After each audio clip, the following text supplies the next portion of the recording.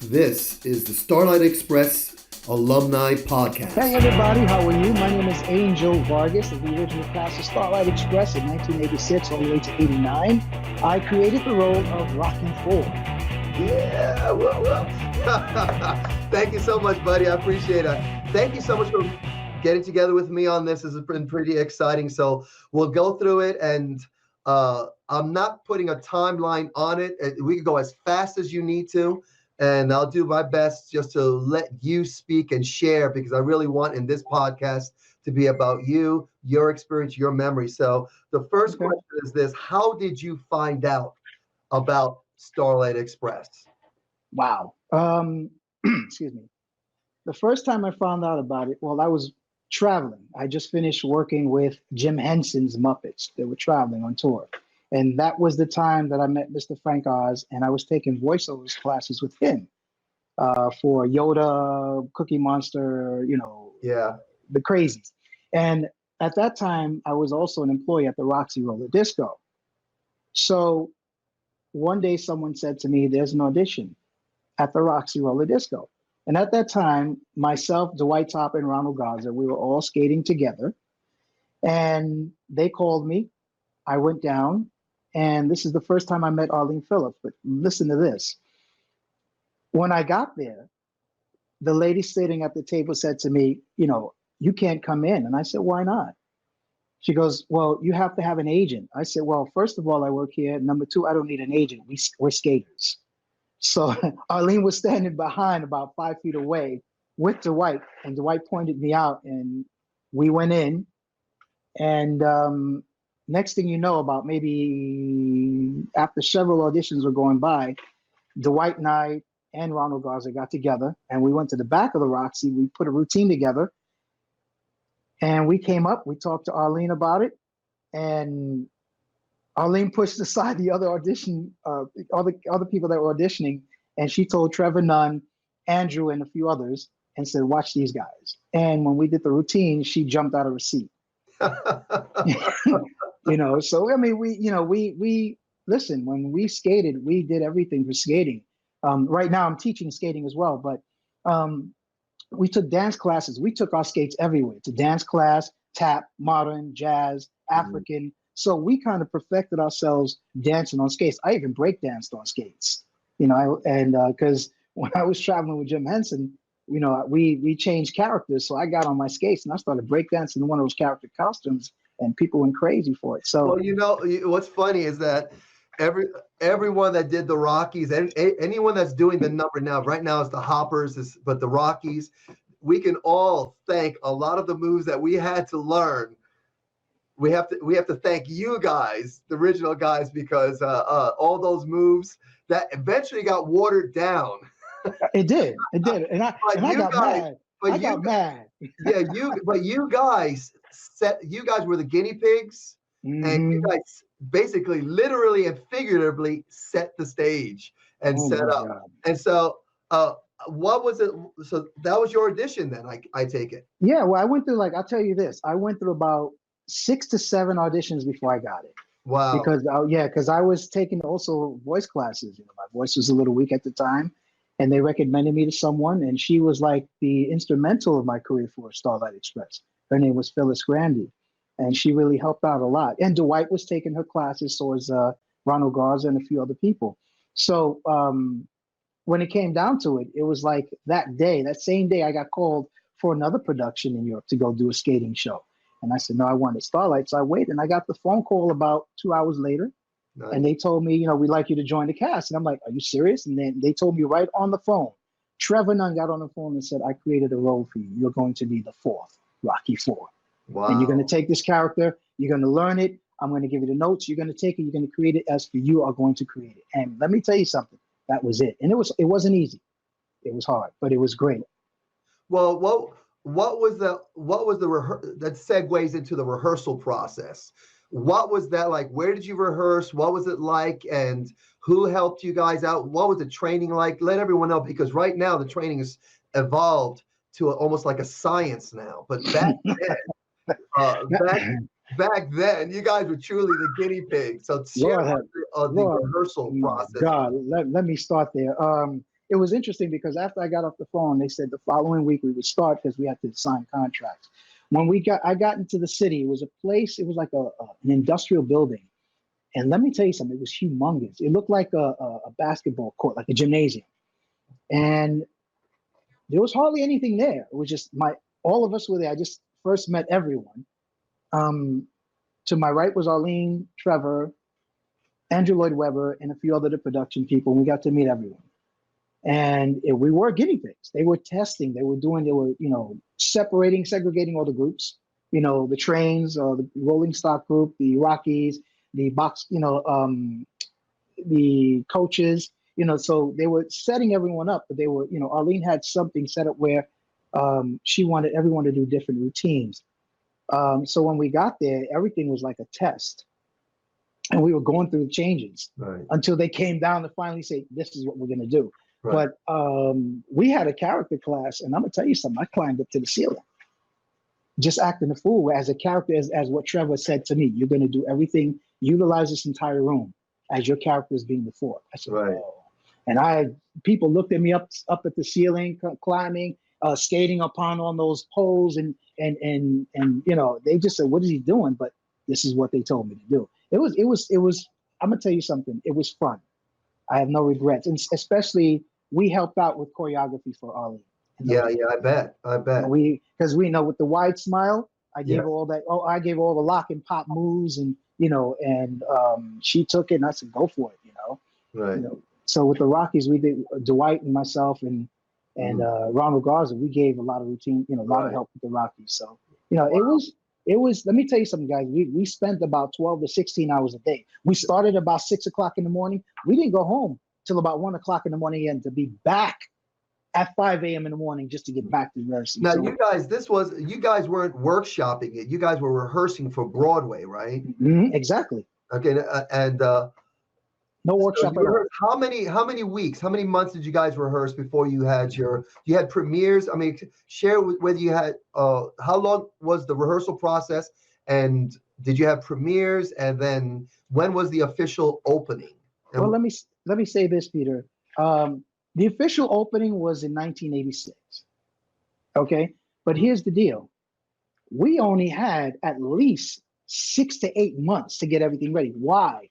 Because they hired people, they had to train a lot of people to skate quickly. Mostly they were dancers. The only skaters that was Dwight, myself, Ronnie, Ricky Mujica, Reva Rice, and that's it.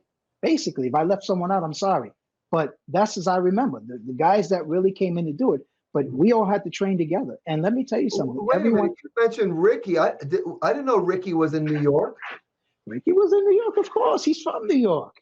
No, I know he's from New York, but I didn't know he did the New York show. I remember I think he was the understudy either for the Broadway or for the touring. But Ricky he was on tour. Right. That's when I first met him. I didn't meet him because I know when I got the German production, they let me go see the New York show. So I actually saw you guys in New York. Right. And of course, it blew me away. But but I thought Ricky, his first introduction to Starlight. I mean, I didn't know that. But anyway, so you had. I forgot. I have the booklet. I haven't looked at it. I haven't looked at it.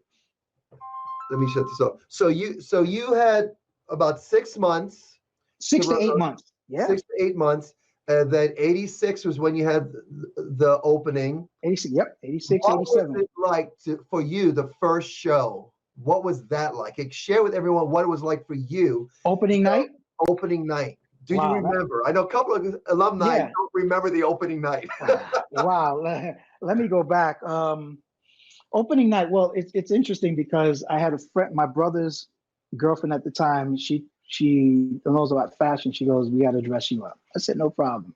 So opening night was really, really special, and it was nervous. I was nervous. I had butterflies in my stomach. But it's all the preparation. Everyone was intense, but I kind of like put myself into a corner, and I said, I'm taking this. This is all mine. I'm going out there and I'm letting them have it, because we rehearsed so much. We did 12 to 16 hours a day.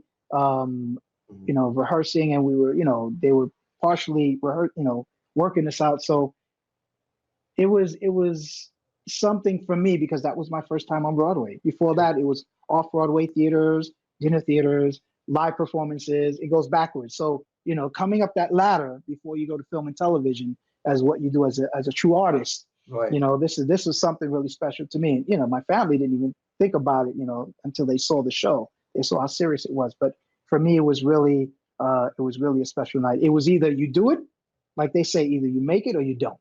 And for me, I had to make it. So. Right.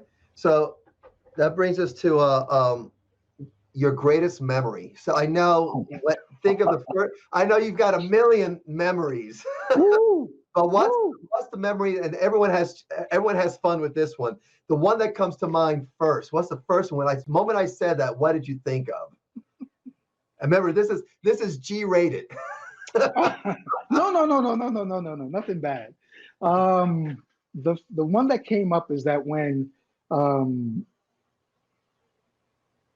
it was someone that farted on stage. we were performing, and I think it was, I don't know, it was during Rolling Stock, or was it during, it wasn't the Rocky number, or I think it was when Freight Was Great. We were going around by the girls, and something went boom. Ronnie looked at me, I looked at him, the white just, you know, he turned his head, and we were just laughing throughout the whole way. That was one night that I remember. There's another one. Oh man, it was the one where we just came off stage, and someone came on stage rolling. It wasn't time for them to come in. I forgot who it was, but that was a funny night. I can't, and that's I can just say. But one of the craziest nights that we had. Here we go. Right. Myself and Ronald Garza were hanging out in backstage, and here comes the Spanish TV. Hear this out. And this is real funny. So they said, we only want Spanish-speaking people that can speak Spanish to come on television. So Ronald Garza goes out. And I remember Ricky was there, as I remember, because I'm always remembering Ricky. And he went to speak to that guy, I forgot his name, for Fernando, but he came out and talked to Ronnie. Ronnie came and pulled me because I was skating beside Ronnie. He grabs my arm and he says, "This is Angel Vargas. You need to talk to him." And Don Francisco was his name. That was his name. And Ronnie, you know, told him, and he looked at me. He said, "Man, you dark skinned. You don't speak Spanish. Get out of my face." Ronnie flipped and went off on him. We got him thrown out. We didn't want to talk to him. It's like, wow, that's a memorable night because, you know, as performers, as for us, you know, we're representing, you know, the Broadway district and the people, you know, we were chastised that way. We didn't like that. So I know, because Ronnie got on his case, and I looked at him, I stood behind, and Ronnie just held, you know, put his hand next to me, say, no, don't come up front. And, you know, that was the most memorable part of it, because we never wanted to get interviewed by the Spanish channel, period. That's interesting. That's and listen, and today, now they're interviewing anybody. Right. Back then, it was like something else. It was something that we didn't understand. The times definitely have changed all across the board. And you know, the stories that I'm hearing from people just fascinating, because, you know, I think many of us, I know I did. I took a lot of what I was doing at the time for granted. Didn't really, you know, like right now I teach, you know, being present focused, living in the moment, where you'll be where you are. Exactly. And so I wasn't that. I was just always, you know, I was taking a lot of it for granted. But now, hearing the memories, hearing the experiences, it's just incredible. I love it. And you have the ups and the downs, but it's all good because it does teach us. Which brings me to the next question for you is, what memories, what's your greatest life lesson that you maybe can draw out of your time with Starlight? Because Starlight was such, I mean, correct me if I'm wrong. You know, I've done not only Starlight, I've done a lot of West Side Stories, Joseph and Mason Take. I've done quite a bit of musicals, commercials, and TV stuff. You the same. And so I did Hershey Park. I've also done Sesame Street. And so that was hard work. Matter of fact, Sesame Street taught me how to skate. That set me up to dance on skates for Starlight. But but Starlight Express was the hardest physically demanding show I've ever done. And Exactly. that's where I broke my hand. You know, I busted my knees. I've hyperextended elbows, and Mm-hmm. you know, especially definitely on the German set. And Right. so, and I have a lot of life lessons that I drew from my experience, and I probably did about 6 years total, 6 contracts, and maybe about 8 years. I can't remember, but God bless you. you know, what's your greatest life lesson that you can maybe credit your time with Starlight Express?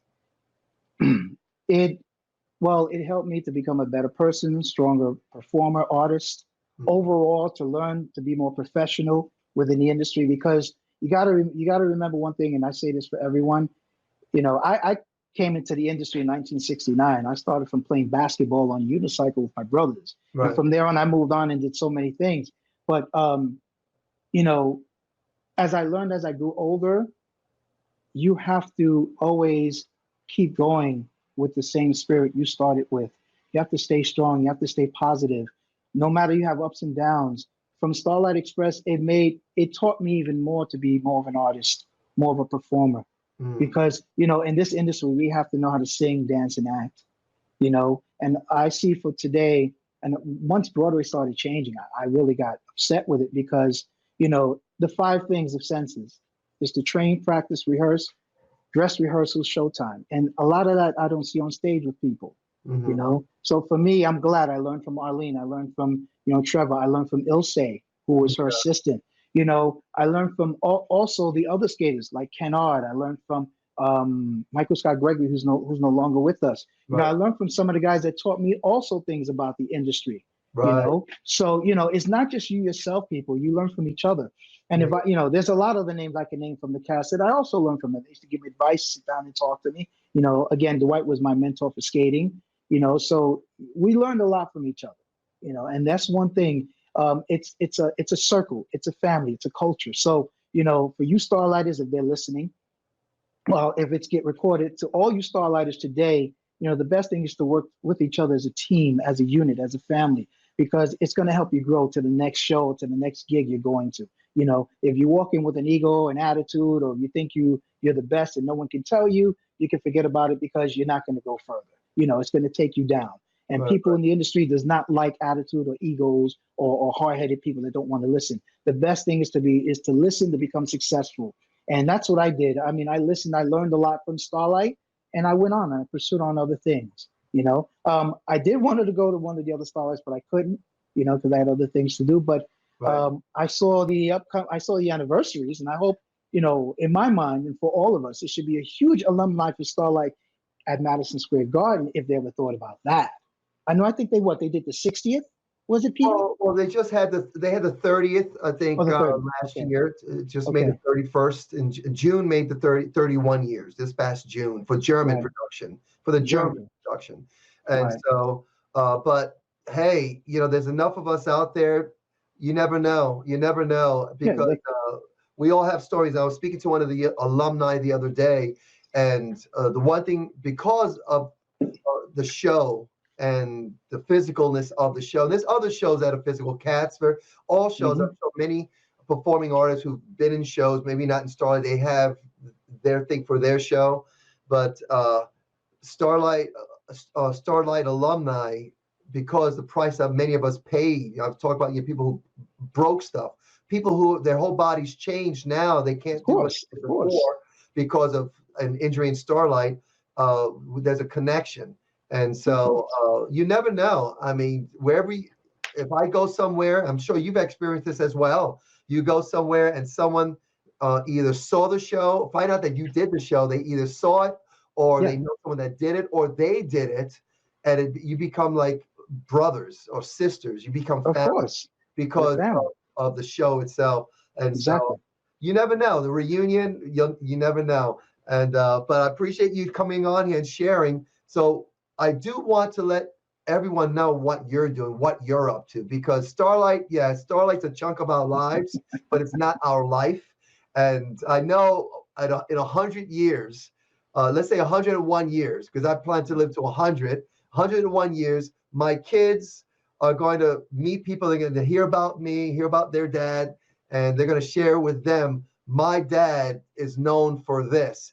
Starlight hopefully may not be the top of the list. So there are other things that we're doing. Exactly. And so I want people to know what are you doing now, and what kind of project you're doing, and share with everyone. Well, since Starlight, I met someone who managed me at the time, and I went to LA, and I spent in LA for about 20 years. Right. And I booked some television shows, booked a series that didn't go through. I did a mini series, and from there, I continue working, and I went back to school for film and television and broadcast. Right. So I got got the degree, associates in that, and also I was also working on the side to learn about production. One thing that I have to say, for everyone, being in this industry, again, get your education about this industry. This is going to be a long life career. Even though you have a side job, learn it, because there's a lot of doors that you can walk in to get a job in. Right. Same time I started learning the cameras, I started, freelancing with camera work, and then I wind up working with news gathering and working with CBS. So it's a whole total thing. Also writing my projects. Right. I'm continuing. You never leave the industry, and this is something that for everyone. Some people quit. I've been in equity for over 35 years now. Is a union. SAG 37. There's no way I'm going. I'm going to die. I'm leaving in this business. So what projects are you working on now? You have any projects you're working on now? I'm just finishing 2 scripts, but I'm up for rewrites, and just to make sure before I do anything, I want to make sure everything's perfect, and I got to go through legal. Yeah, at the same time I'm teaching, and I'm also producing a music video for I want to find out more about you and your projects, anything that's going on. What's the best way for them to get a hold of you? Because what's going to happen at this right now? Hey, everyone, right below this, Angel's going to share with us now how to get a hold of him. It's right below, so you can link through this right now. And so where can they get a hold of you and find out about you? They can message me on Facebook. Perfect. Okay, yeah, that's the best way to do it. I'm always online most of the time, but usually, and I'm gonna say this now, as I'm teaching class for skaters, I'm also producing a mini movie for skaters. So that's something I'm working on, and I also have a few other scripts that I finished up that I'm doing rewrites with before I start doing anything and start filming. So it's a lot. It's a lot. So I keep to myself. I skate at home. Listen, I have my co-op, and I have wooden floors. So if I don't get to a rink, I'm skating on my wooden floor at home. And that's what I do. So you know what? You can't give up. I still and I do my unicycling. I go, I ride my bike for 10 miles a day, 3 times a week. So I keep myself going. But the projects that I'm doing right now, and I tell people, because I ask them, come to class so I can teach, because I'm producing some project for skating, which is nice. Again, we got to do something for it, because it's a huge culture. Yeah. And I love it. I love it for the workout. I love it for the love of skating. Well, I know it wouldn't be a surprise to see you at Central Park, right? I don't go to Central Park. Really? What? I started at. Let me tell you something. Yeah, okay, let me say something real quick. That you were there, and I was there. When was the last time I was in Central Park? Okay, I took my cameras and I shot and I made videos for Central Park skaters. And I gave it to them. But before then, I was in Central Park in 1970, 71. Then from there, I went to the rinks. So I was from the Central Park to the rinks to performing, traveling, and even though I would still go to Central Park and visit, because I speak to the guy who owns the CPDSA, which is Bob Nichols. I said, listen, I'll make a video for you again. So where do you teach out of now? It's called Bridge to Dance in Manhattan on the Upper West Side between 104th and 105th. But now, people can message you if they want to get lessons, right? Exactly. So they message me on Facebook. A lot of actors. There's some actors, young actors that I know, or performers that would love to do Starlight. So they can actually come to you. Exactly. So because hopefully we'll have other young performers, up and coming performers watching this and listening to this. And if you are up and coming performing artist and you have this dream to maybe possibly do Starlight Express, and of course it's in Germany, but also now Andrew has given the rights for theaters to do a Starlight Express in the theater. because a couple of Starlighters have directed it in schools. And so you never know. So if you're in New York, you want to get trained up and learn how to skate from one of the best, if not the best, go to connect with Angel Vargas and through Facebook Messenger. We'll have the link right below. So any final words for anyone out there? Yeah, stay healthy. Stay healthy. Stay healthy. Keep a humble heart, humble spirit. You know what I mean? Work out every day, eat right. Don't stress yourself. You know what I mean? As we gotten older, we kind of learn. But for you guys and up and coming, the industry for you guys today is easier than it was for us back then. We came up strict. We came up trained. We were trained strict. You guys don't have that today. You guys got it easier. You know what I mean? So I can say yes, and it could still be the same. But from what I've been watching as performers, it's not the same the way we came up. So, for anything, take advantage of it, enjoy it, have fun with it, and trust me, remember, train, practice, rehearse, dress rehearse, showtime. Those are the 5 senses. And in between, there's a lot in between, but I'm just giving you the 5 titles of it. Because you got to work out to be the best, to make yourself the best. You're better than no one else but you. You can't compete against the person next to you, beside you. You can only compete against yourself. Okay, so train, always practice. Do whatever you do every day. Enjoy it. I love it. Thank you so much, brother. I appreciate that. I got to come and visit you and Renee. I've been saying it, but I've been so busy. I'm sorry. Oh, that's okay. I totally understand, man. We're living life, enjoying life, and not stressing. We're just taking one day at a time. Thank you so much for connecting with me and being part of this project. And it's thank you. So exciting. It's exciting to hear from you guys and because we've shared the stage together, right? Have we shared? Of course. Stage? Yeah, we were on the U.S. tour. Oh, right. We were on the U.S. tour together. And I got on stage. You guys treated me okay. No, we never treated you bad. We treated like a brother. There you go. Oh yeah. Yeah. I remember on the U.S. tour jumping in as one of the Rockies in there, and you guys took care of me. That's what we did. Dwight took care of me when we were in Germany, because Dwight is out in Germany doing his thing. Yes, he is. Dwight is actually, when I first got hired to do Starlight Express in 1988, I asked to go see the show. I didn't know the show. Right. And I went to see the show, and when I went to the stage door, they had already arranged for me to have tickets and have a pass and everything like that. I went to the stage door. As I was going into the stage door, Dwight Toppin came through, and he introduced himself to me. You know the way Dwight is, friendly. He's just the best friend ever. Great spirit. And he took me out to dinner that night, and so we went and bonded, and that was, Dwight has always been there. So Dwight's just that kind of guy. Of course, he should be president. Oh my God! I would call him the Godfather of Starlight. Yeah, okay? I think no one else would argue with that. But Angel, thank you so much. You have a great day. And this is going to work is that I'm going to on September 1st.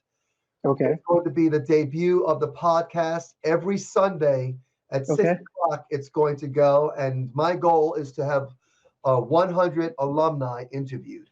And so that's my goal. And so I have all these interviews lined up, but on September 1st, I already got that. I have probably about 15 already in the can. And so I have a lot. So just put the word out there, let them know. Tomorrow I got 2 interviews tomorrow morning. And every week this week I have interviews back to back. So have you talked to Reva? Schedule and all that. That's been great. Yes. Have you talked to Reva? She interviewed? Yes. Have you Michael Denby Kane? Yes. Kennard? Go ahead, and what you do is connect with them and say, hey, this is happening, and see if they want. And many those that you've mentioned, I've already connected with and working out. Either I've interviewed them already, or have scheduled to interview them. Okay, great. But there's many that I haven't, because I haven't reached my 100 yet. And there's more than 100 out there that have done Starlight Express that are alumni. And so I have one more thing to say, Peter. Yes. Here's something I want you to look into too. Ask a question, because I've been looking into this myself. When we got Starlight Express, when I got the role, at the time, find out how many people, because this is a rule. On Broadway, you cannot perform as a performer on a Broadway show without an agent. Right. I didn't have an agent when I got Starlight Express. Mm-hmm. So ask a lot of other people, because that's something that's really also inspiring. Your talent can really, it utilizes for you. Again, like I said, being better than yourself. Yeah. Your talent is your power tool. Right. And you wouldn't need an agent at times because you are your own agent. Well, history has shown many examples of people like Hollywood that someone has a major project going on, someone sees someone that's going to fit that role. Exactly. And they didn't care. They wanted that person in the role and they made it happen. Mm-hmm. And so there's enough examples out there that if performing artists, again, encouraging young performing artists or even mature mm-hmm. performing artists that have what we call limiting beliefs, that there's no reason why you cannot accomplish what you set out to accomplish. Hey, exactly. That's what my sweatshirt's about. Hey, I want one. If you have the mindset to do whatever it takes to get whatever you need to get done, then you simply do it. No excuses. And so, but thank you so much for reminding everyone of that, because that's so important. So important. I appreciate that. All right, buddy. I got to run. Thank you so much for this. And God bless. You got it, buddy. All right. So have a great day. Okay. God bless. All right. God bless. Thank you, everyone, for joining me on this episode of Starlight Express Alumni Podcast. Next week, I will get together with another alumni. Be sure to subscribe. You can subscribe right here on the website at starlightexpress.club. We are definitely on the iTunes and Stitcher, and we're looking to get on the other platforms, so make sure you check there, subscribe there, and stay connected. If you are Starlight alumni, please be sure to reach out to me if you would like to be on the podcast. Would love to hear your stories and share your story with the Starlight Express fans and other alumni. Look forward to sharing with you next week. Everyone, have a great day.